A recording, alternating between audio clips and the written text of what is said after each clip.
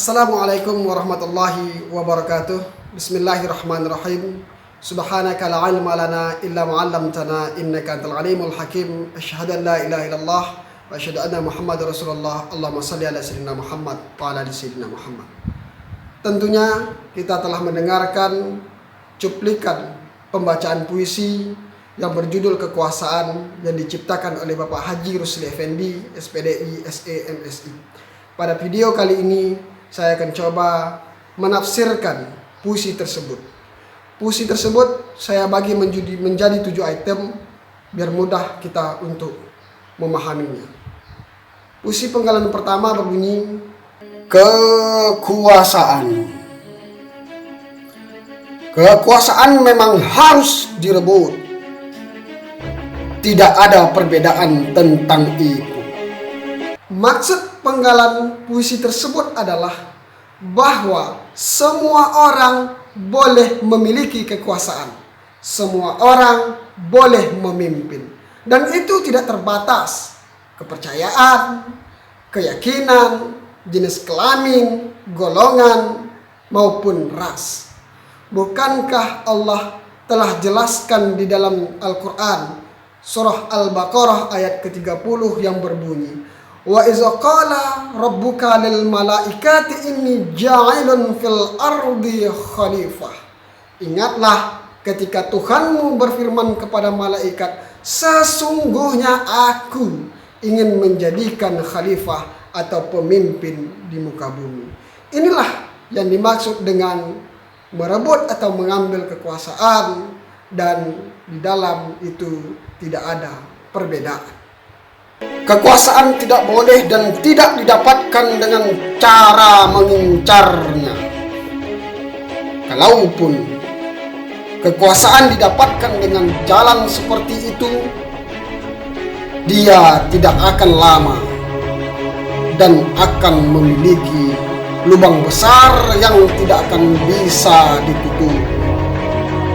Itulah kekuasaan semu dan tak bermutu.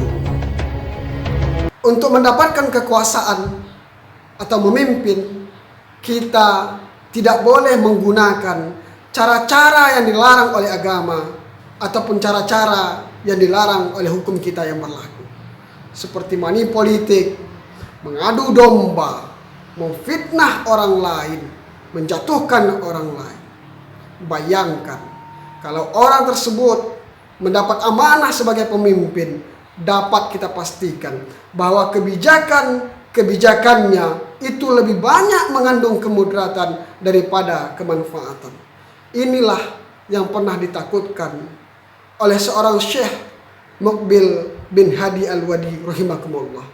Beliau sampaikan bahwa apabila suatu perkara dipegang, dipimpin atau dikelola oleh orang yang bukan ahlinya, oleh orang yang mendapatkan cara-cara yang buruk untuk memimpin, maka dapat dipastikan akan menjadi suatu kehancuran. Kekuasaan akan kekal dan mengandung berkah ketika dia didapatkan dengan cara melayani umat, rakyat, bangsa, dan melahirkan peradaban tinggi, nilai-nilai budi dijunjung tinggi, jujur dan rendah hati menjadi pedoman, dan tujuan akhirnya bukanlah untuk kekuasaan. Memberikan penjelasan kepada kita secara tersirat, memberikan kontribusi yang real, baik pemikiran atau hasil karya yang nyata yang bisa dinikmati oleh orang lain. Jika kekuasaan hanya untuk melayani, maka dia akan melahirkan peradaban sosial yang adil, sejahtera, dan makmur, sehingga terciptalah negeri yang baldatun, thayyibatun, warabun ghafur. Dan tujuannya bukan untuk menguasai, tapi tujuannya hanyalah untuk mengabdi, sehingga kekuasaan yang dimilikinya itu tidak menguasai sewenang-wenangnya saja. Siapa yang menanam pasti menuai. Allah tak pernah keliru membagikan kekuasaannya kepada siapapun yang dikehendakinya. Sudah menjadi sunnatullah.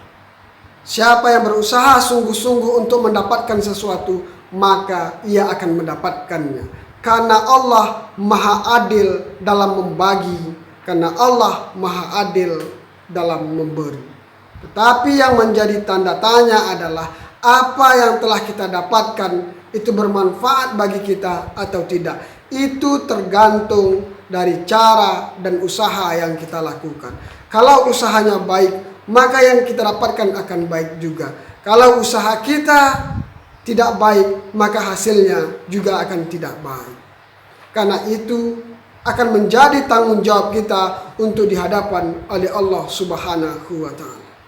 Bukankah dalam sebuah hadis pernah dijelaskan ketika malaikat Jibril datang kepada Nabi Muhammad SAW memberikan nasihat, "Ya Muhammad, wa'amal ma syi'ta fa innaka majziyun bih." Ya Muhammad, berbuatlah sesukamu, lakukanlah sesuatu yang kau inginkan, maka ingat suatu saat kamu akan dimintai pertanggungjawaban apa yang telah kamu lakukan. Itulah pesan hadis tersebut. Ini bukan hanya untuk baginda Rasulullah SAW, tetapi untuk kita semua, terlebih lagi dalam mengambil kekuasaan. Meski kondisi saat ini belum menunjukkan titik terang, tapi jangan pernah hilang harapan. Percayalah, selalu ada jalan keluar. Ketika Allah menutup pintu, pasti di tempat lain Dia sedang membuka jendela.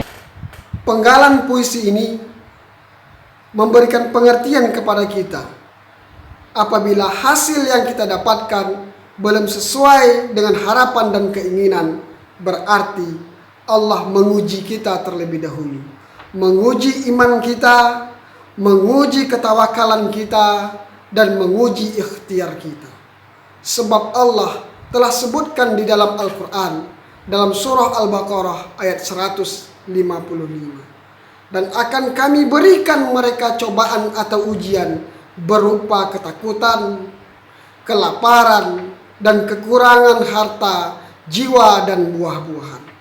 Tapi berilah kabar gembira kepada mereka orang-orang yang sabar. Ayat ini memberikan pengertian kepada kita dan menjelaskan kepada kita, apabila ujian yang kita dapatkan atau cobaan yang kita dapatkan karena keinginan kita belum kita dapatkan, maka solusinya adalah bersabar. Sebab Allah Maha Tahu apa yang terbaik untuk kita dan akan diberikannya sesuai dengan perhitungannya.